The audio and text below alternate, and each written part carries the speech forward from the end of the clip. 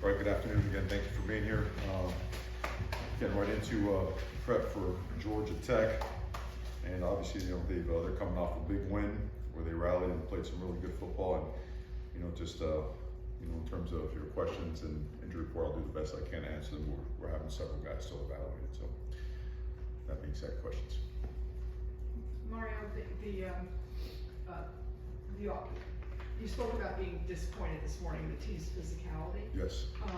The physicality seemed to be there, was there at Texas A&M. Do you see the same, level now, and what's the difference between then and now? I see it in spurts. I see it from some guys and others that have to keep improving it. It's our job to keep coaching them so it gets better, because physicality is mentality and it's technique. It's both, and you can't have it without having just one of those aspects. So we're going to keep driving it home. At this time of year when you're playing, important football games, physicality's got to show. It's got to show big from the first quarter to the end. So could that be more mentality, I would think, this time? It's both. Is that something that can be developed or taught, or is it kind of an innate trait that players either? That would be both also. You want guys that naturally are physical until their body's around. You want guys that play with reckless abandon as it relates to themselves. Spilling a block is spilling a block, getting underneath it, right? And make sure that thing is launched and pressed outside. Boxing is boxing, right? When I say boxing a block, make sure it stays within the box. And when you do, you've got to be very physical. At linebacker, get downhill, you got to get your hands on linemen, you got to press and butt and separate, shed blocks and make plays. And all that requires physicality and mentality, combination of everything from the weight room in the off season to natural ability, innate ability to do that again and again and again, especially when it hurts, when your body's tired, right? It's always been a trademark of the great players here, both on offense and defense. So that's what we're working to get to from a development standpoint and talent acquisition standpoint. Coach, can you update just the status of Tyler Van Dyke and also Jalen Rivers, whatever you can tell us about those? Yeah, Tyler, we're going to evaluate Tyler as the week goes on. Probably in the same spot we were a week ago, but he is, I would say he's better than he was a week ago at this time. Jalen's going to be under further evaluation. So we won't know yet.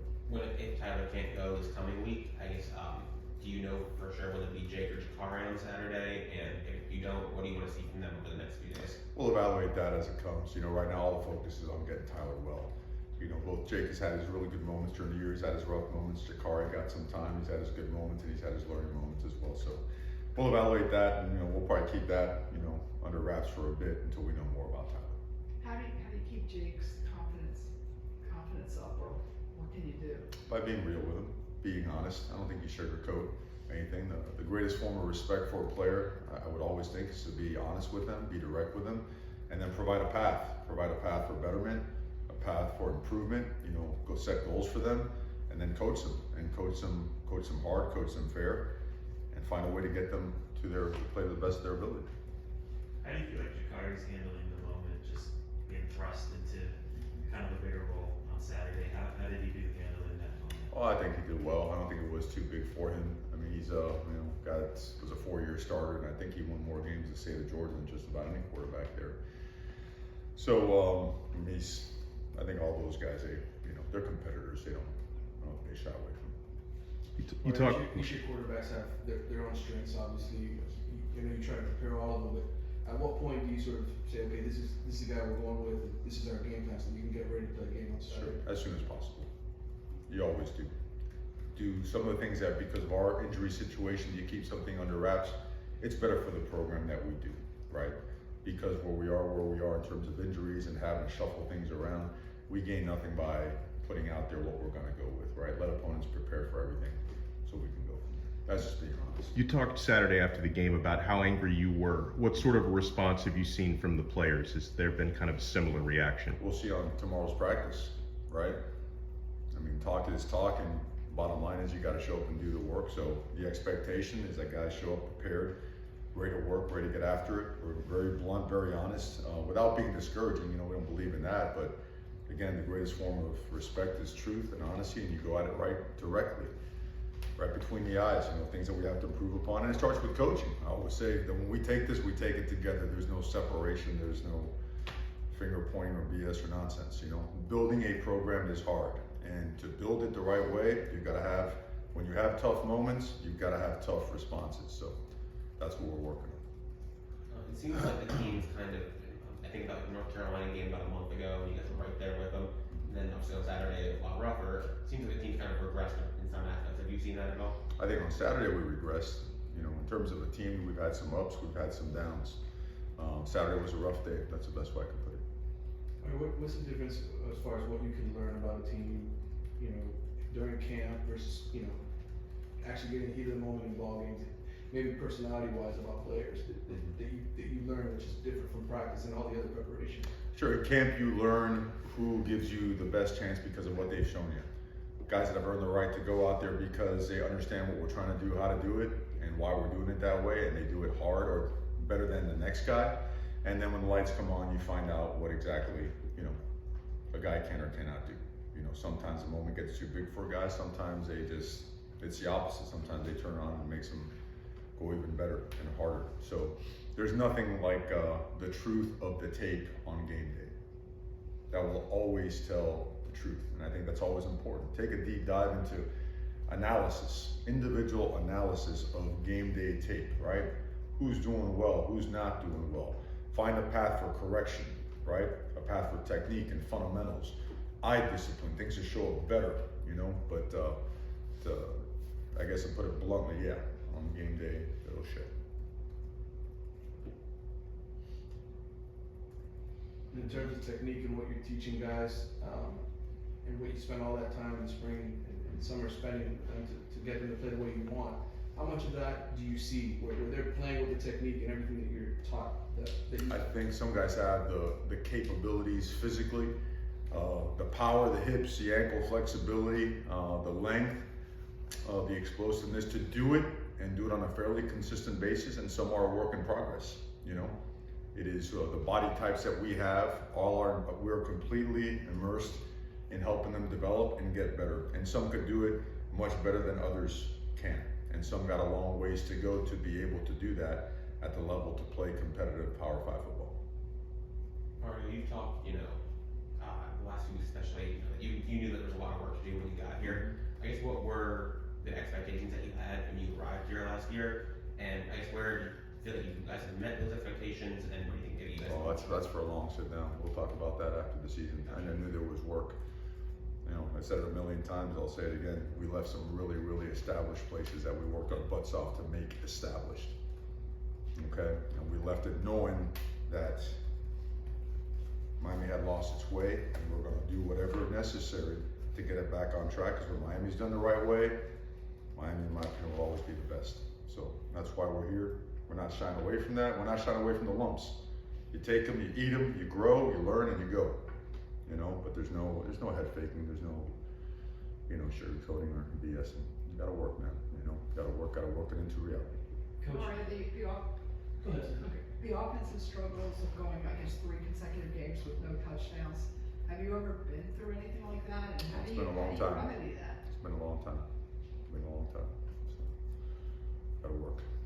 Coach, I mean, I guess a lot of kids, future of the program, were at the game on Saturday. You can't mention names, but just kind of getting a look at them, being in a room with them, just, you know, does that encourage you? And then, you know, just, I guess your message to those kids, it was kind of a pretty unique group of prospects. I mean, it's simple, you know. I think they all see it. You know, the future is awesome. Just got to work it into reality, you know. And especially first years, they come with lumps sometimes. You know, remember, every place is left in a certain state, right? There's a certain level of whatever that a place is in when there's a restart, you know, a reset. And yeah, we're super excited about the guys that are developing, and we're super excited about the guys that are coming in, because that's, you know, it's what Miami should look like, and that's what Miami's going to look like. Coach, you've talked a lot about laying the foundation and things like that, maybe behind the scenes. Can you share a couple of those things that, you know, not necessarily with results or whatnot, but maybe behind the scenes things that you're either pleased with progress or things that are going foundation-wise? I think we're creating much better habits off the field. It starts with accountability as it relates to class, tutoring appointments, right? All your academic appointments, as it relates to how you're living, you know, away from the football field, and how you're, you know, conducting yourself. I think there's a lot of progress in that, you know, because it's all that leads to being a better football player, you know, and it's important. You know, we should have an elite academic status and GPA every single year. We should be, you know, and that had fallen by the wayside. Well, now it's climbing back up, and Jessica Lopez, who I can't, you know, I have to mention her. She's been incredibly instrumental in coming in and doing a great job with that. So that's one of a gazillion ways in terms of the things that we do from an accountability standpoint, because it should be done like you would want in your very own household. The same standards and principles, right? Of being a great person, of doing right by others, of having elite habits. So, but that's definitely for another sit down. It's a long, long time. So. Coach, the big plays given up in the last game, I mean, what do you attest to that, and how do you fix it? First one, we should have gotten hands. You know, everybody wants to point at DJ Ivey. That's not on him. You know, safety should have gotten hands on that guy and rerouted him. But of course, you watch the corner trailing the guy for a big touchdown, and everybody wants to point at him. That's not fair. So that one could have been very easily, you know, prevented. One after that, I believe we had a penalty on an interception in the end zone. Counter. Bottom line is, when you box it in like that, you've got to come up and make a tackle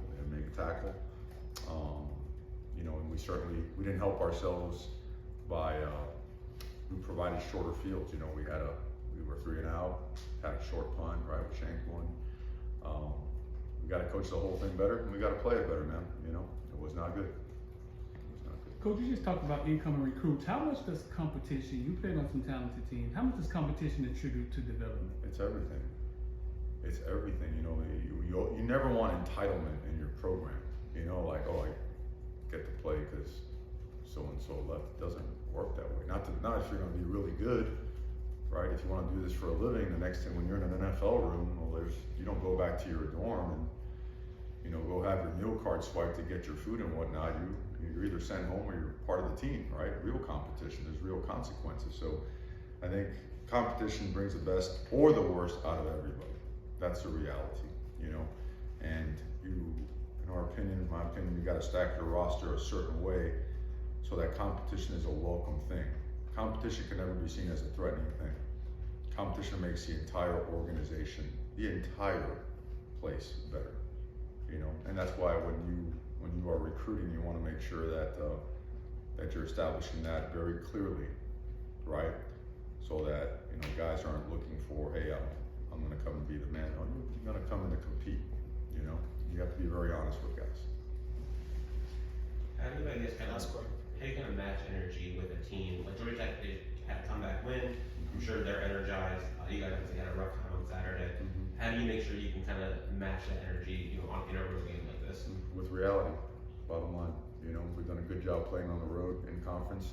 We got to go do it against a team that played really well this past week. It's got some guys coming off of injury. I know they've got a big whiteout night as well, or afternoon prepared for them. So the environment will be great. They got really good players, and our guys know that. So let's get to practice and practice to the best of our abilities. Can I ask? Yep. Last one for Coach. Okay, just the mental and emotional bounce back after a game like that, how, for the players, how difficult is that, and how do you, as coaches, help them get You through better it? shake it off. Shake it off, it's time to go. Ball's gonna be placed in the tee at 3:30 on Saturday, so there's no time to wallow in that. Football is not, you know, time waits on nobody when it comes to football. So the reality is we have an opportunity, a tremendous opportunity to get better. And we've shown that we've been able to do that this season a couple different times to bounce back and play really, really well. The tape right there told us enough. You know what the tape did? Told us the truth. That we're not playing to the best of our ability. We gotta get better, and we have to develop a whole lot better to make sure we have the outcome that we want. So that right there should be more than enough motivation to go out and practice great and play as hard as we can. Thank you very much, Coach. Thank you. Thank you guys.